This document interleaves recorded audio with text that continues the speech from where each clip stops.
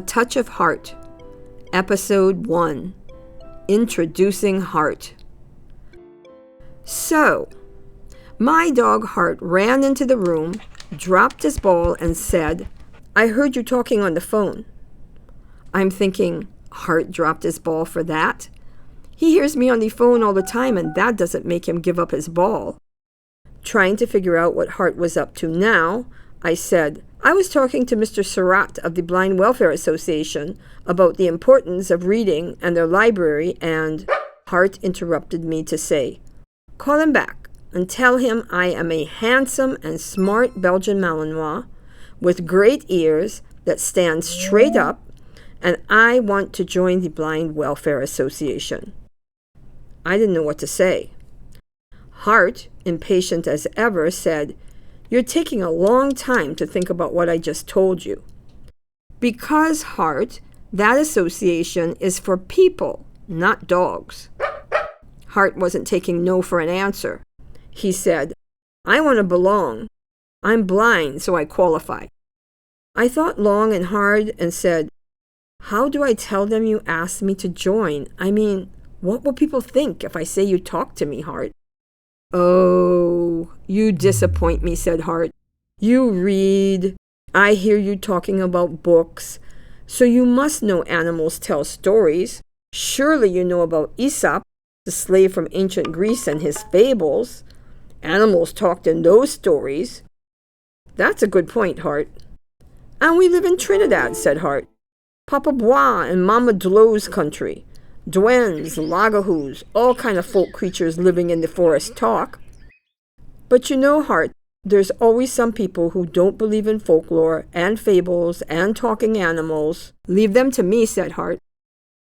I must have got quiet again because Hart said, "Now what?"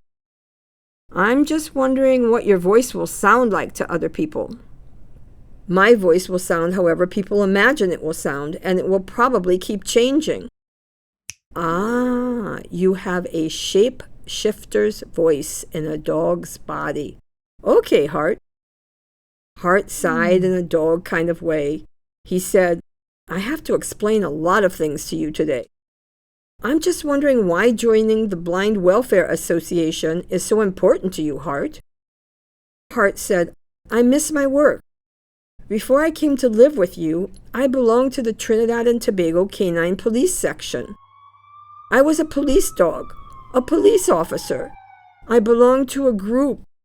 The police said I had drive, and I wouldn't give up a search for illegal drugs or guns. I would go up mountains, under houses, anywhere they took me. I had all the skills of a good police dog, but they retired me when I was only 7 years old just because I went blind." "I'm sorry about that, Hart." "Don't feel bad," said Hart.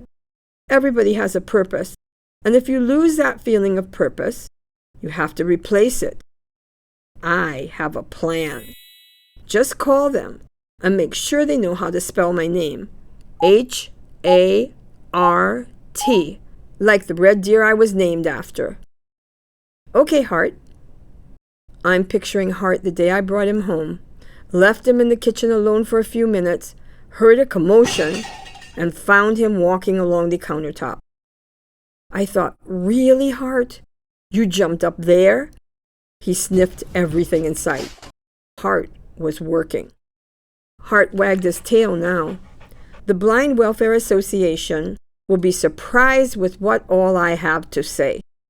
"You know, you would be the first animal to ever belong to the Blind Welfare Association, if they take you." "I'm sure they will want me," said Hart. I thought, that's my Hart, always confident. He read my mind and said, "I'm just being me. And that's what is most important, Hart. Play yourself." "That's exactly what I plan to do," said Hart. Hart picked up his beloved ball and ran outside to play. Will the Blind Welfare Association accept Hart?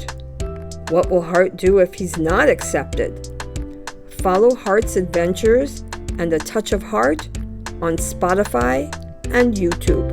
A Touch of Hart was written by Debbie Jacob, recorded by sound engineer Makela Sapphire Rose in Studio 303 at the University of Trinidad and Tobago, UTT, Academy for the Performing Arts.